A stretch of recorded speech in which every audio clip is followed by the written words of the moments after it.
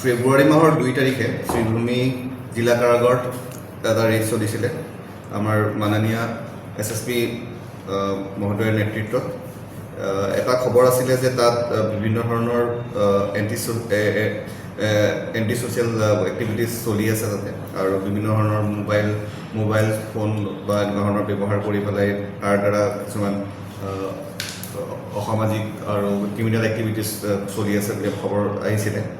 আৰু তাৰ ভিত্তিত SSP মেডামৰ নেতৃত্বত ৰেড চলিলে। তেতিয়া আমি টোটেল 29টা মোবাইল হেণ্ডছেট ৰিকভাৰ কৰা হৈছিলে কয়দীবিলাকৰ ফালৰ পৰা, লগতে চাৰ্জাৰ্ছ, ইয়েৰফোনছ আৰু তাৰ লগতে বেলেগ বিশুদ্ধ বস্তু যেনেকৈ হুক্কা, চিগাৰেটছ, লাইটাৰ্ছ আৰু লগতে চোকা অস্ত্ৰৰ নিচিনা চুৰি, ব্লেড এনেকুৱা ধৰণৰ যিখিনি তেওঁলোকৰ লগত কয়দী হিচাপে থাকিব নালাগে তেওঁলোকক সেইখিনি যোগান ধৰা হৈছিলে বুলি সেই ৰেডৰ সময়ত তেওঁলোক ধৰা পৰিলে আৰু চিজ কৰা হৈছিলে।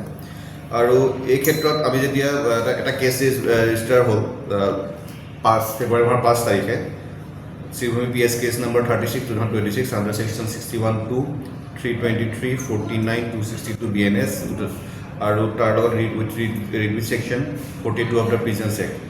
আৰু এই ক্ষেত্ৰত অনুসন্ধান যেতিয়া আৰু চলিলে, বাকী কয়দীসকলৰ ষ্টেটমেণ্ট লোৱা হ'ল, তেতিয়া গম পোৱা গ'ল যে কিছুমান জেইল অফিচিয়েলছো তেওঁৰ লগত জড়িত আছিলে। আৰু ছাবচিকুৱেণ্টলি PC actor, prevention of corruption actor 7 ছেকশ্যনটো লগোৱা হ'ল। আৰু যি জেইল অফিচিয়েল কেইজন আমি চিনাক্তকৰণ সেই সময়ত তেওঁলোকৰ যিখিনি ষ্টেটমেণ্ট দিছিলে কয়দীসকলে, যে তেওঁলোকক সহযোগ কৰিছিলে, তেওঁলোকক মোবাইল বা এনেকুৱা ধৰণৰ বাকী চিগাৰেট বা যিখিনি বস্তু আছে তেওঁলোকে যিবিলাক পাব নালাগে সেইখিনি পোৱাৰ সুবিধা কৰাৰ বাবে তেওঁলোকে এটা নিৰ্দিষ্ট ধৰণে পইচা লৈছিলে। আৰু কেইজনমান পুলিচ তাৰ যি জিলা কাৰাগাৰৰ আছিলে কৰ্মচাৰী আছিলে তেওঁলোকক চিনাক্তকৰণ হোৱা হৈছিলে তেওঁৰ নাম উল্লেখ কৰাৰ ভিত্তিত।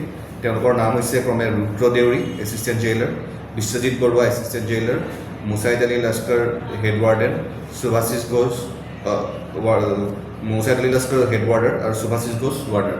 আৰু এইকেইজন ব্যক্তিক আমি যোৱা নিশা আমি তেওঁলোকক কৰায়ত্ব কৰা হৈছে।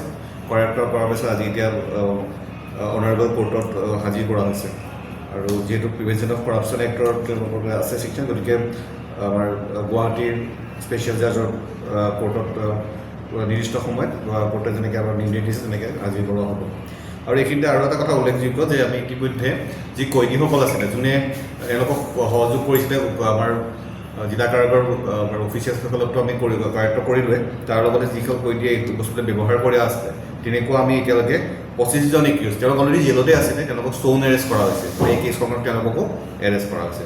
মুঠতে এতিয়ালৈকে 25 + 4 29জন আছামী এই কেছটোত আমি কৰায়ত্ব কৰা হৈছে। আৰু বাকী অধিক অনুসন্ধান চলি আছে।